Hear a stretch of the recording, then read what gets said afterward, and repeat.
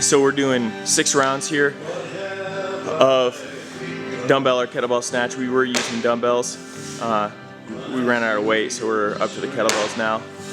You can do 6 each arm.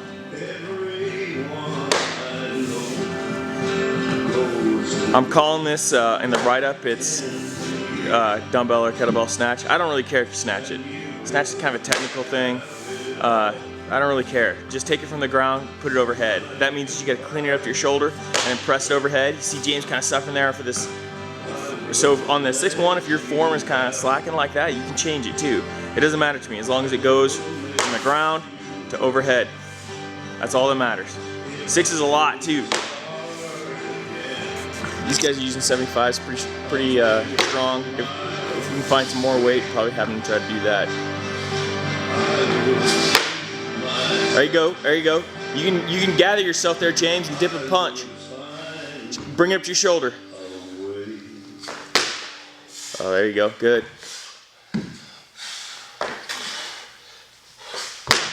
Nice, good. James, throw an 80-pound sandbag on that thing. Then we're doing backwards drag with a sled. Doesn't really matter if you use a sled or a pallet or whatever, I don't care. Just find something, put some weight on it, and drag it. You can use any rope. We have a chain with like a little toe strap on it. That's what we've been using.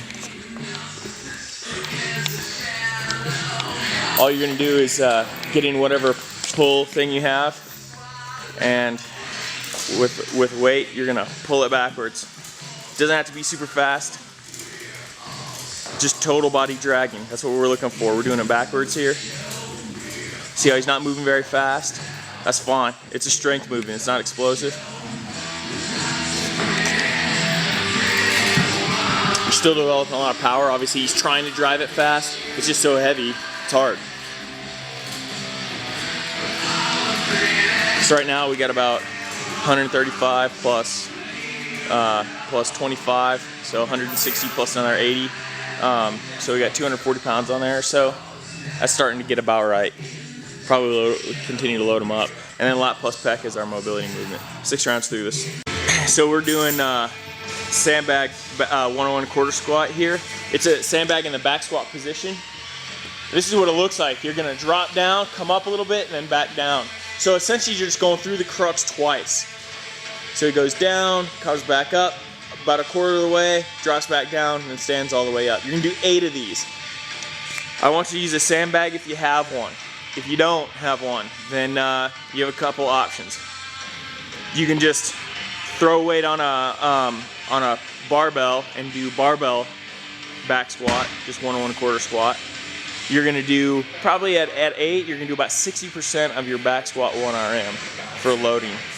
Of course, you can work up to it, but I would say that's gonna be about right, about 60% at 8 for 101 quarter squat. It's gonna be about right. The reason why we want you using sandbags, ideally, is because it's a awkward load far away from your body. So it's not directly over your spine like you're gonna experience with a barbell. Instead, it's because it's sticking off of your back so far, you're gonna have to use your extension muscles quite a bit more, okay? Plus getting it over on your shoulder sucks. You can see James kind of struggling with it there. Doesn't really matter how you get it up onto your back, just get it up onto your back. One of the other options that you can do is you can do kettlebell. You can do kettlebell front squat with it, but you'll just do this 101 quarter. That's gonna be pretty terrible too. And you'll just work up hard but doable. Here with the sandbag, we're just having to work up hard but doable. The other exercise you're gonna do after you do 8 101 quarter squats, either with a sandbag or at 60% of your 1RM for a back squat, or with front squats, or with kettlebells in the front squat position. After you do that, you're gonna do this sandbag drag here.